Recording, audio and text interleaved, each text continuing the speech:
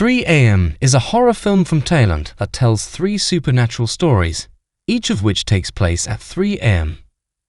The first story is called The Wig. It begins with an old man cutting the hair of a dead girl. However, when he leaves the body alone, the corpse's eyes suddenly open wide. The next scene takes us to a wig store run by 2 sisters named Mint and May. While their parents are on vacation in China, May is responsible and diligent in her work, but Mint is not quite as serious about her duties. After some time, it becomes apparent that the 2 individuals don't have a good relationship and often get into arguments. One afternoon, a woman arrives at the store and offers to sell high-quality hair for wig making. Later on, May becomes so preoccupied that she doesn't notice the activity inside the carrier, but the dog beside her keeps barking as if it senses danger. May drives the dog away and begins washing those hairs to start the wig-making process. However, while she is busy working, we can see a hand coming up behind her, but as soon as she turns around, it suddenly vanishes. Later that night, May awakens from a nightmare and hears some noises. She follows the sound and discovers that Mint is partying and drinking with her friends. Realizing it's nothing serious, she continues her work. As a guy named Pond starts telling ghost stories to the group, the neighbors begin to complain about the noise. May walks upstairs to warn the group, but when she notices Lynn messing with one of the wigs, she becomes angry and argues with her sister, Mint. Mint also gets infuriated and screams at Lynn to return the wig to its original place. At exactly 3 AM, Lynn goes downstairs to put the wig back.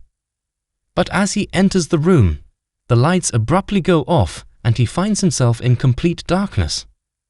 Lynn strolls along and notices a female ghost staring at him. Believing it to be a statue, he continues forward.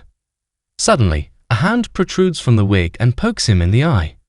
Lynn screams in agony, and the group hears it and rushes downstairs to investigate. The darkness makes it difficult to see, and they assume Lynn is playing a prank. Moments later, May spots a pool of blood at her feet, and they follow it to Lynn's head resting on a shelf. One of his eyes has been gouged out, leaving them stunned. The ghost continues to stare at them. The group is terrified by what they see, and they all rush toward the main door, but they soon realize it is locked. Pond steps forward and attempts to open the door with a key, but accidentally breaks it in the process. As they begin to panic, their friend June offers to go inside to find something to open the door. While June searches for a tool, the ghost suddenly appears in front of her. Meanwhile, the remaining friends hear June's screams and rush inside to find June crying for help on the floor. As Pond approaches her, a hand emerges from June's stomach and attempts to attack them.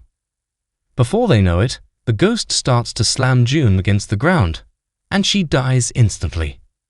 The 3 characters try to escape, but May trips over a wig and starts hallucinating. Min tells Pond to run while she stays with May until she recovers. However, the ghost reappears and scares Pond, causing him to fall and die. With only May and Min left, they run to the drying room, but as Min exits, the door slams shut and the lights go out. Min bangs on the door, but by the time she gets back inside, May is trapped in the dryer and bleeding from the nose. Despite Min's attempts to unlock the door, she fails, and the temperature inside the chamber rises to the point where the glass shatters. The next morning, Mint woke up to a chaotic scene and noticed that her parents are there. As she tried to talk to her parents about the situation, they didn't seem to notice her at all. Instead, May, her younger sister, ran past her to greet their parents with a hug. It was then that Mint remembered feeling a sharp pain the night before and realized that a shard of glass had fatally pierced her. Suddenly, the camera shifted to May, revealing that the ghost had possessed Mint. The movie begins with the first story, but then transitions to the second story titled Corpse Bride. The story follows a young man named Todd who is assigned to the home of Mike and Cherry, an engaged couple who tragically passed away 1 week before their wedding.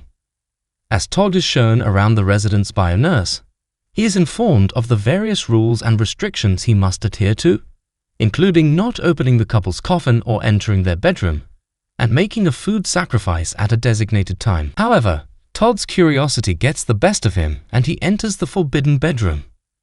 As he falls asleep, strange things begin to happen, including movement on the bedside table and the sound of a woman giggling. When Todd wakes up, he makes the food sacrifice for the deceased couple. Todd suddenly hears a noise coming from Cherry's coffin and notices a lizard has entered. He lifts the coffin to retrieve the lizard, but becomes entranced by Cherry's beauty when he raises her dress. As he reaches for the reptile, Mike's coffin shifts and collides with Cherry's, prompting Todd to quickly shut the lid and return the coffin to its proper place. Later that night, a nearby table drawer catches Todd's attention. Upon opening it, he finds a bag containing a camera, CD, and a glass showpiece. As he examines the showpiece, it slips from his grasp and lands under the bed.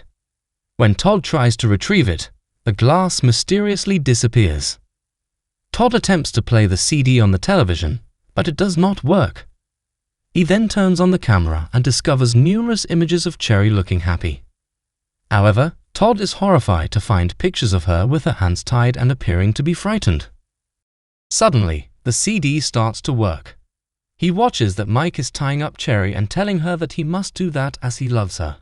Seeing this, Todd becomes enraged and questions how someone could torture such a beautiful girl.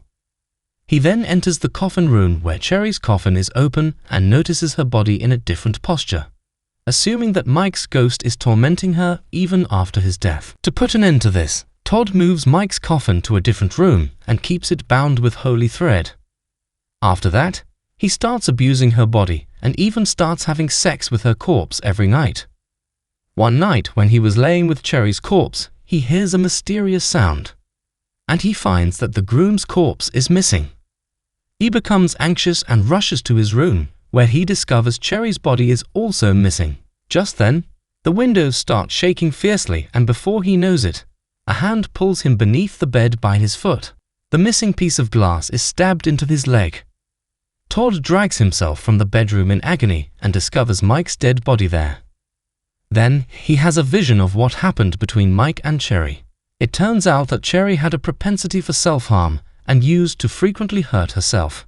So, Mike used to tie her up to keep her under control.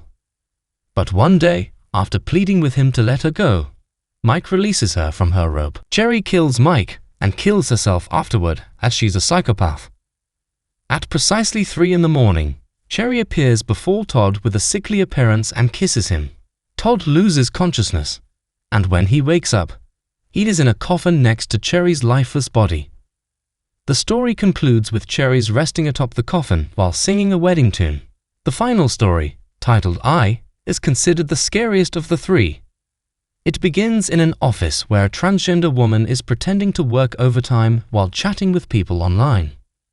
2 employees, Jing and Bump, leave for home, and as they wait for their lift, they hear a noise and turn to see a floating head. They run in horror, leaving everything in the office to move on its own, causing the transgender employee to flee in terror. Later, it is revealed that the scare was a prank initiated by 2 bosses, Karen and T.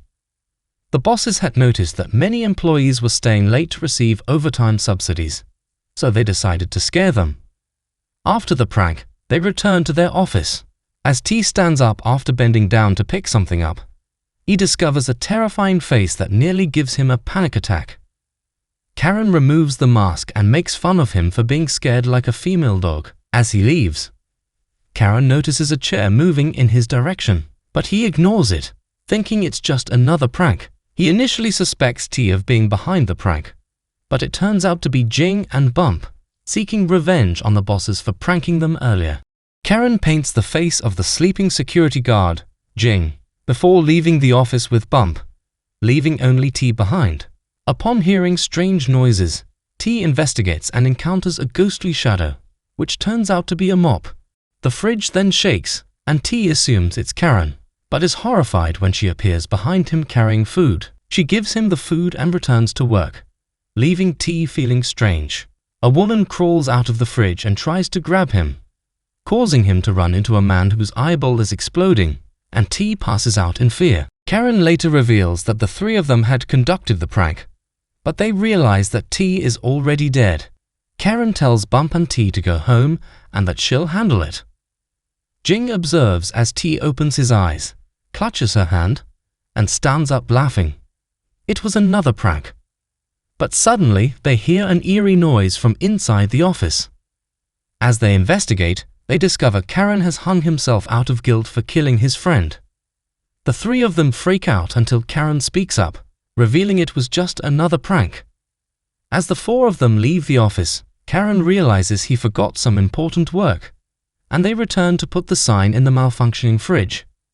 While looking for tape, Bump discovers T's dead body with his head pierced and blood all around.